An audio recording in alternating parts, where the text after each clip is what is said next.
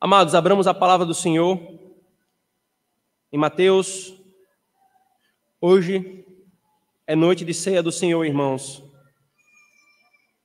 Mateus capítulo 22, versículo 1 ao versículo 14. Na ceia do Senhor passada, queridos, no início do mês, nós meditamos nesse mesmo texto e vimos um aspecto desse texto associado à mesa do Senhor. E agora nós vamos ver um outro aspecto. Na ceia passada nós vimos sobre a oferta livre do Evangelho. Agora, ainda quando aquilo que nós meditamos há 2 domingos sobre a verdadeira e a falsa conversão, nós veremos também um aspecto que esse texto nos ensina sobre isso. Mateus capítulo 22, versículo 1.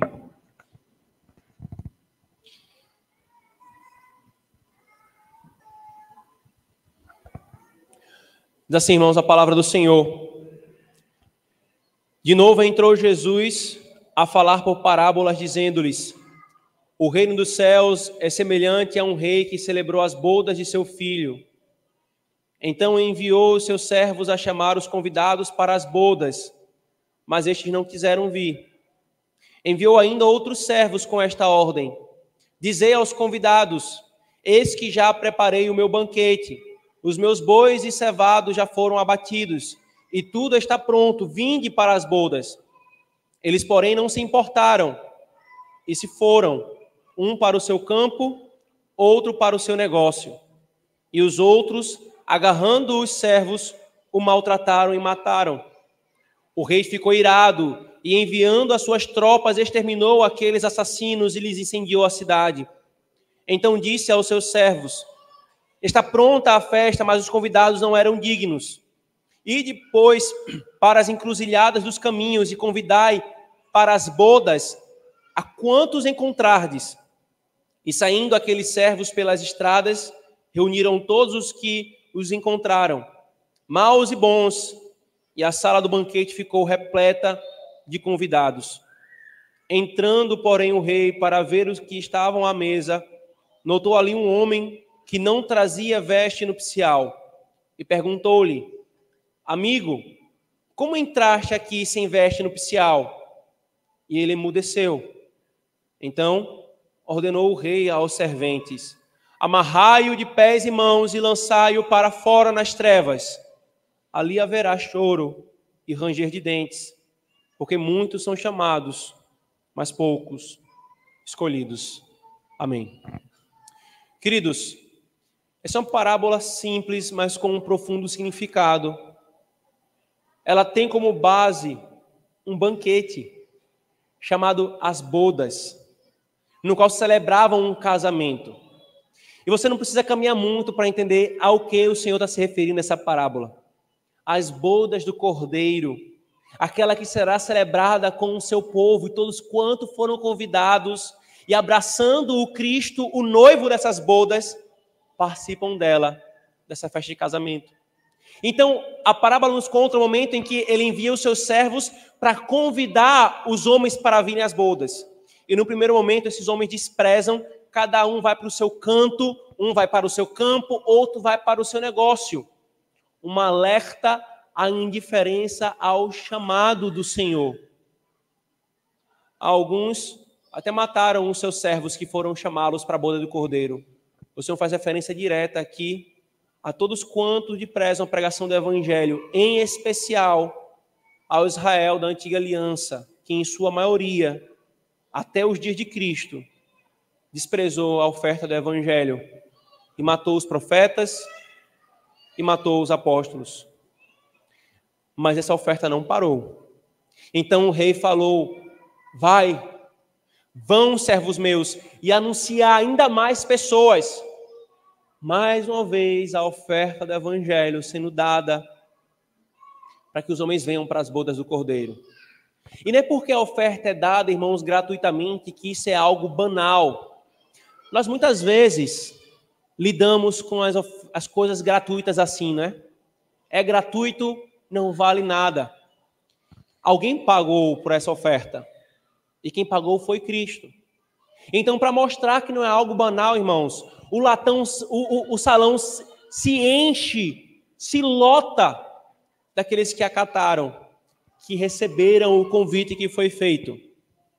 E o rei então sai para caminhar entre os convidados e encontra um que não estava vestido de vestes nupciais.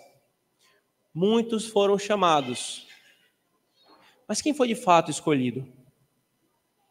Então o rei pergunta a ele: como você entrou aqui sem vestes nupciais?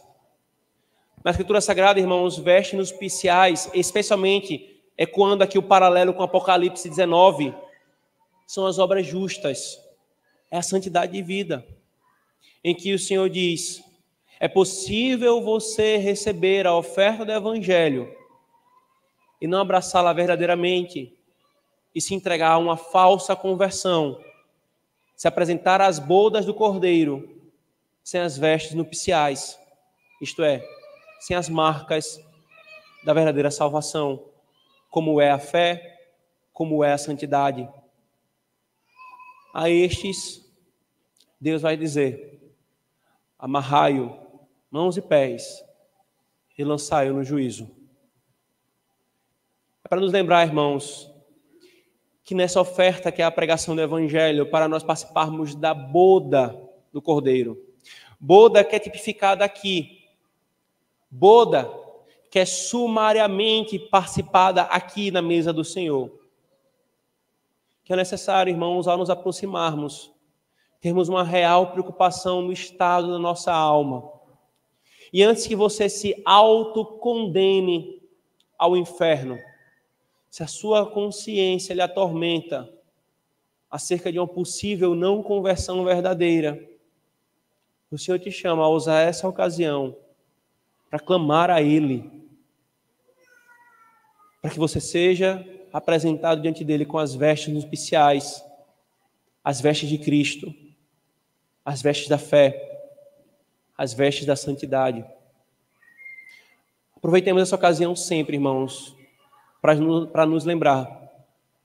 Podemos participar dessa boda aqui, dessa ceia, enquanto nós estamos nessa terra, sem sermos verdadeiramente convertidos, mas só participará da última ceia, das bodas do Cordeiro, que o próprio Cordeiro irá celebrar aqueles que o são convertidos. É melhor, irmãos, nós chacoalharmos a nossa consciência até encontrarmos o fundamento da certeza de salvação que está na nossa participação de Cristo, do que nos encontrarmos em alto engano até o dia do soar das trombetas, quando não haverá mais ocasião para o arrependimento. Eis mais uma manifestação de graça, irmãos, diante de nós. Esse é o meio de graça. Mais uma vez o Senhor vem a nós. Mais uma ocasião de clamor, para que o estado da nossa alma seja aquele que é do agrado do Senhor. Se aproxime, crente, em autoexame e buscando isso do Senhor. E porque a mesa do Senhor, preciso lembrar, irmãos, aqueles lembretes básicos e necessários, mas indispensáveis. O pão continua sendo pão, o vinho continua sendo vinho. Eles não são transformados em carne e em sangue, mas pela fé real e espiritualmente, nós estamos nos alimentando do corpo e do sangue de Cristo, para aqueles que participam desse sacramento com fé.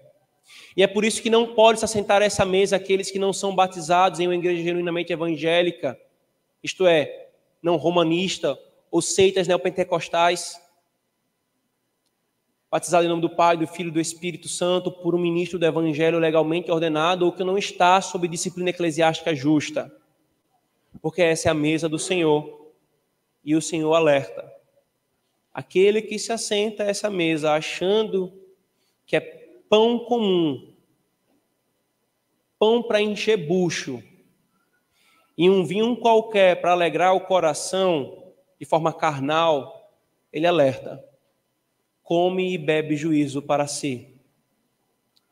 Mas aqueles que participam pela fé, estando no pacto da graça com Cristo, comem e bebem para o benefício da sua alma e para a promoção do arrependimento.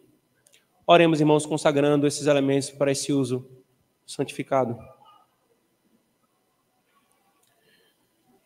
Ó Deus, estamos diante da tua mesa, Senhor, e como tu somos gratos por ela, pelo que ela nos simboliza como um sacramento, pelo que ela nos comunica, Senhor, como meio de graça. Como somos gratos, Senhor, por esse instrumento de fortalecimento da nossa fé no exercício dela, Senhor.